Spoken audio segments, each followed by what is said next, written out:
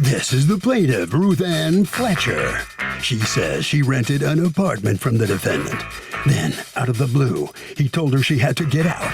She left to keep the peace and now can't get her full security returned because he claims he had to work hard to remove the filthy, sticky floor tile she left behind. She's suing for $650, the amount she's owed. This is the defendant, Gary Dwyer. He says he has no malice towards the plaintiff, but he's entitled to keep the money he's withholding. The plaintiff didn't return his keys and left the place an absolute mess, so he owes nothing. He's accused of holding on tight to the cash.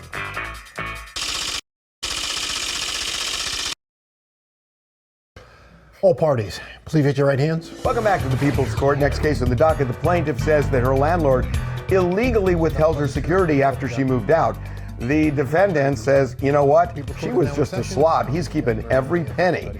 It's the case of you make me feel insecure. Thank you, Douglas. Okay, Ms. Fletcher, you and Craig Anderson, and I guess you have power of attorney for Anderson, are suing the former landlord, Mr. Dwyer, for the return of $650 and your security deposit that he has withheld. So tell me, how long did you live in that apartment? I was just living there for like 2 years, and then I was out of the country, and he had texted me and was just like, you guys have to leave. Did he say why? He just told me a situation came up. He didn't get in detail as to why. All right. And were you in the middle of a lease, or were you on a month-to-month at that point? It was a lease. It was a lease. You weren't on a month-to-month? No, it wasn't a month. Had your lease finished? No.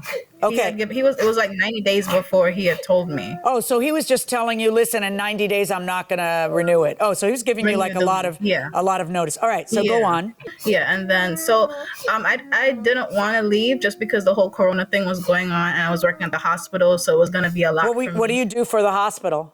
Oh, I work as a dietary helper. Okay, go on. Yeah, so it was just a lot for me at the time, but I was just like, you know what, let me just leave, just so I don't have to go through the whole court thing, eviction stuff. So it was fine with me leaving, and then I left when I was supposed to leave. Yeah, I left a couple stuff because I couldn't like grab everything because it was just me alone and this other person that was helping me. So of course I left a few items there, and I would text them here and there and be like, hey, I'm gonna come back for this item, but that's basically it.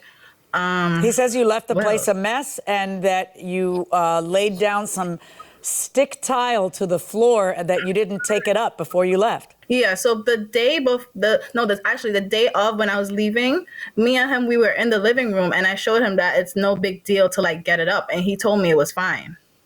Okay. He told me it was fine because it was adhesive, so when you can take it off with your fingers. But why didn't you take it off with your fingers? He didn't want me to. He was just no, it's fine, the day you're having this conversation with him when? On the day when I was moving out. Okay, so how are you going to do it that day? The day to do that is 90 days beforehand or 60 days beforehand or 20 days beforehand. Like you're telling him, yeah, well, this is what it is. And he's like, well, okay, what do I do, shoot her? I mean, you know, because he's complaining about that, believe me. Mr. Dwyer, what are your complaints and what are the reasons that you did not return the security deposit? Your Honor, it's not quite exactly as described there. It wasn't quite out of the blue, and it was during the pandemic. You know, and I have no malice towards Ms. Fletcher at all. You know, so I did give her plenty of notice, and I was working from home as well.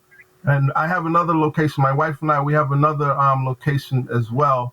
And I needed the apartment. I told her in advance, you know, and other people were asking as well. I told them, no, I have plans for it because I'm working from home and I have a much higher speed internet there and a few other, you know, conveniences. So were you going to move in? I was going to take the apartment, yes. I was going to actually have it as an additional, you know, for work. You know, it's a small apartment. And, you know, and again, with the very high-speed internet, because I do a lot of telemarketing, you know, telecommuting, you know, so it would have been a big convenience. Now, I did give her advance notice, like she said, 90 days. And as far as the tiles that you just mentioned, she did put them down. And, you know, she never finished.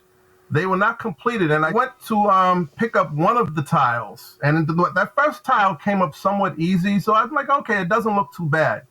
But the rest of the tiles, she would not have been able to get the tiles up in a day. It took me practically weeks because the tiles in the heavy traffic areas were stuck very, very tight. And I needed to pry them loose. And after I pried them loose, I had to pile them up and throw them away. They amounted to a lot of weight. And when, after you take up the adhesive tiles, this is my first time experiencing peel and stick tiles on hardwood.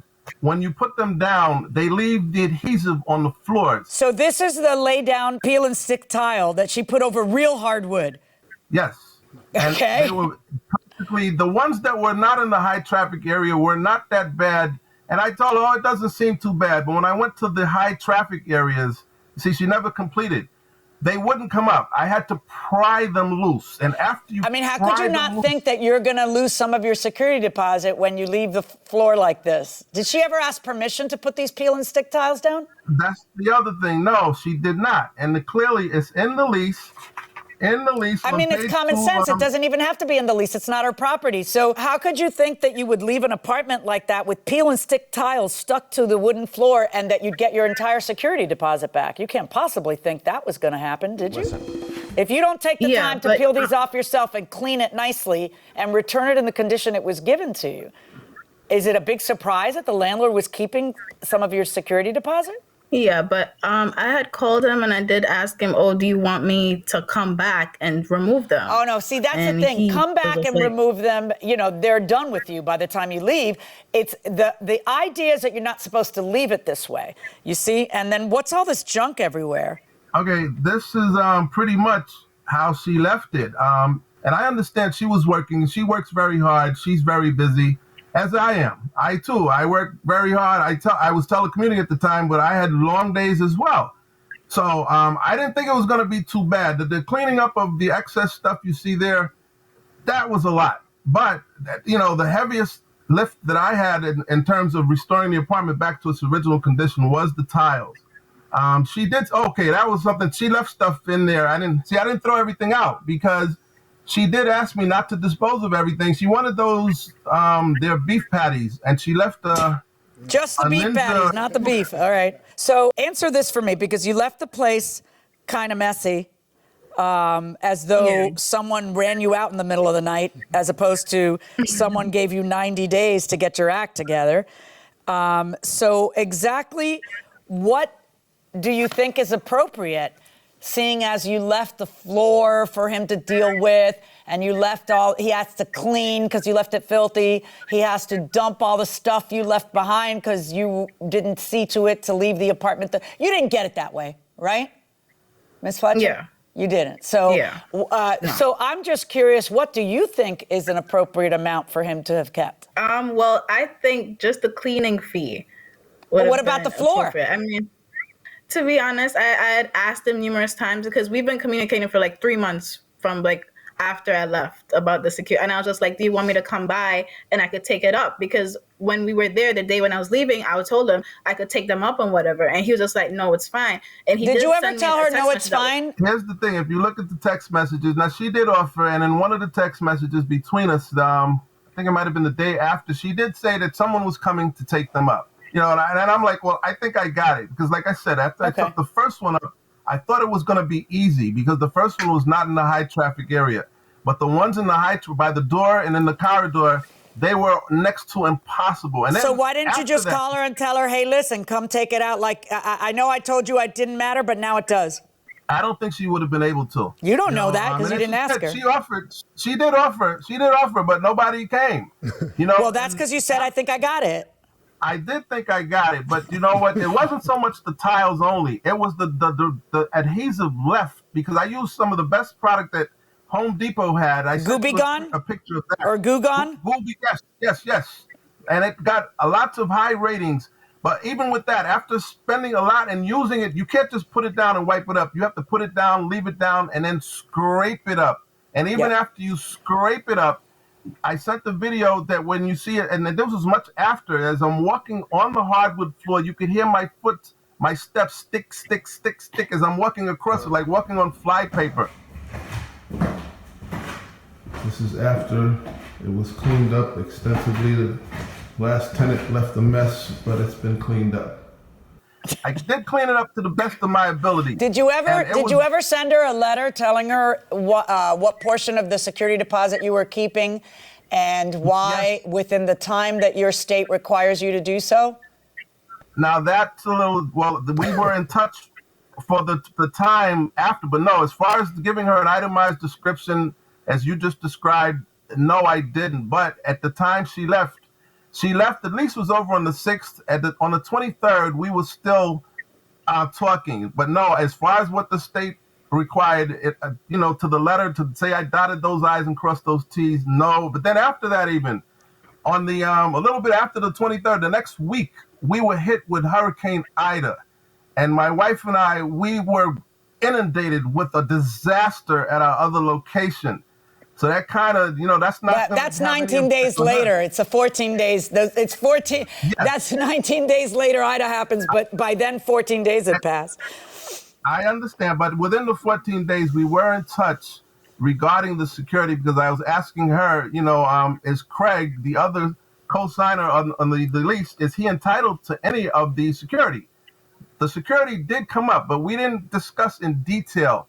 I saw that she answered to that by text, no, with a big exclamation point. But right, you got to be careful of that kind of thing because Craig could, if you return it to one person when two people were on the lease, the other person can come and sue you and say, why did you do that? If you have two people on a lease, when you return the security, you want to put both their names on it and let them have it out. That's just a piece of advice I'm giving you. But anyway, look, I'm kind of appalled about the stick tile on the floor, and the junkie left behind was a lot. I think what I'm going to do is a little what? A little bit of rough justice, Your Honor. Right, and I'm going to rule that each of you are entitled to half of the security. So I am going to order you to return a little bit more of the security, which is $125. Verdict for the plaintiff. Good luck, folks. Okay. So the judge has made her decision. Let us find out now how the litigants feel about it. First, let's start with you, Ms. Fletcher. What do you feel about the judge's verdict? I feel like it was fair because I did leave numerous stuff there. I mean, I did offer to help remove it again, and he didn't want the help. So I guess it was okay. A little bit less than I expected, but I'm not mad about it. Anything's better than nothing in this case. Mr. Dwyer, are you okay with the verdict? Yeah, I am. Then the judge did mention the New York ruling that I was not aware of. That ruling is a ruling from 2019, July of 2019. Before that, June of 2019, that was not the case. I'm aware of it now, so hopefully other landlords watching this would take note that you do have to give in New York State the 14-day detailed description of why you're withholding any security for cleaning and damages. So yes, I think that the ruling was fair. All right, well, good enough. Both parties are okay with this, which is kind of rare, to tell you the truth, here in the People's Court. What do you think about that, Harvey? Okay, Doug, we're going to wrap it this way. I want to talk about landlords and tenants when they move in and move out of apartments, because we've talked about it before, but sometimes people just don't listen, and they should in a case like this. Take pictures, not just when you move out, but when you move in. And the reason you do that is because you want to make sure that a judge could see, this is what it was like when I moved in, and then you take pictures, and this is what it was like when I moved out. The landlord should do it, and the tenant should do it. As plaintiffs are awarded the depreciated value of an item in court, what happens when the lost item is a rare item or collectible, like a fully restored 1950s car or rare stamp or coin? When you're in a lawsuit and you have to establish the value of something that's truly rare or collectible or unusual, you're going to have to get an expert. You're probably going to have to hire an expert appraiser, maybe somebody who's, I'm sure they have certification, someone who's a certified appraiser of automobiles, stamps, whatever the heck you've got in order to establish the value, because certainly the judge isn't going to really know. Jury's not really going to know until you inform them, hey, this was a 1951 Mickey Mantle rookie card, my baseball card. A real one, not a fake. Right. Or a Action Comics #1, the first one, comic book that introduced Superman, something like that. Right. So, but, by and large, I think people think that certain things are really exclusive and rare, and then they're not. They're just turn out old, not to right? be. They call it an antique, and then they're not. So you really have to. You can't just say it's really meaningful to me. You have to establish its actual sentimental value doesn't get you very far. And the fact that you've held it a long time can mean that it's antique and worthy and appreciated, or it can mean it's just old junk. Right, that somebody won pitching nickels at the county fair. Right. Landed on that ashtray and you got it. Right. So you're going to need expert testimony for something rare like that. That's going to do it for us now, and we will see you for the next session of the People's Court.